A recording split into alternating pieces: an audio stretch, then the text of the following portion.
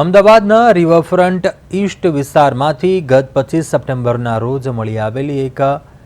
લાવારીસ અને ડીકમ્પોઝ હાલતની લાશ એટલી હદે કોહવાયેલી હતી કે તેની ઓળખ કરવી મુશ્કેલ હતી, જેથી અલગ અલગ એજન્સીઓની મદદ લઈ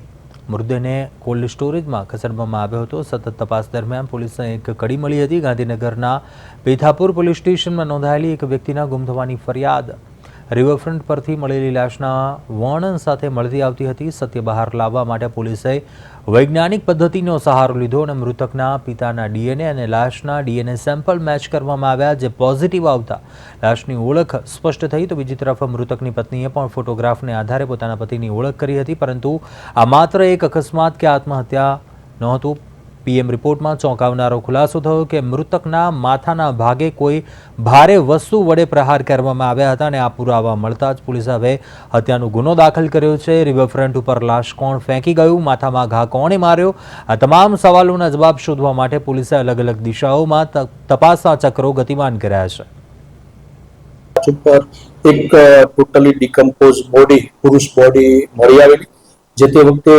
એના ઇન્ક્વેસ્ટ અને પીએમ દરમિયાન જે પુરુષની લાશ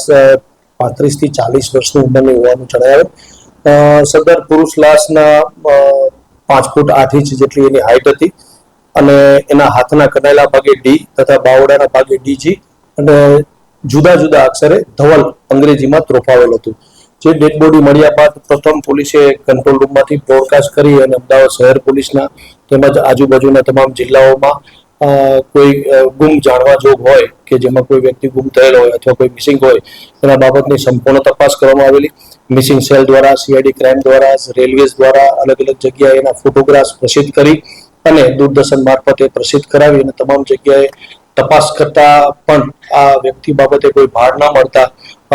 પોલીસ દ્વારા એને કોલ્ડ રૂમમાં ડેડ બોડી રાખવામાં આવેલી। ત્યારબાદ લાંબો સમય જતા બોડી ડિકમ્પોઝ હોય એની અંતિમ વિધિ કરવા બાદ તપાસ દરમિયાન એક ગાંધીનગર પેથાપુર પોલીસ સ્ટેશન ખાતે એક જાણવાજોગ 101/2025 ના કામે જે વ્યક્તિનું વર્ણન હતું એ વ્યક્તિ સાથે મેચ થતું હોવાનું જણાઈ આવતા રિવરફ્રન્ટ પોલીસે એ દિશામાં તપાસ ચાલુ કરતા એ કામે ધવલ સોમાભાઈ રાવળ કરીને જે ઈસમ હતો કે જે વ્યક્તિ જે તે સમયે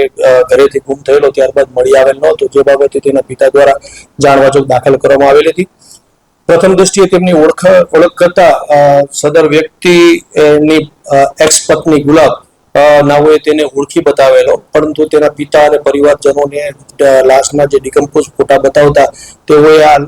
લાશ તેના દીકરાની છે કે કેમ તેની શંકા વ્યક્ત કરેલ, જેથી જે તે વખતે તેના પિતાના ડીએનએ સેમ્પલ મેળવી અને લાશના જે પીએમ ઉપરથી ડીએનએ સેમ્પલ મેળવવામાં આવેલા હતા તેને પરીક્ષણ માટે મોકલવામાં આવેલા। જે ડીએનએ રિપોર્ટ પરીક્ષણ થઈને આવતા ઉપરોક્ત જે ડેડ બોડી મળી આવેલી તે ધવલની પોતાના દીકરાની જ હોવાનું તેના પિતા સોમાભાઈ મેલાભાઈ રાવળ દ્વારા જણાવવામાં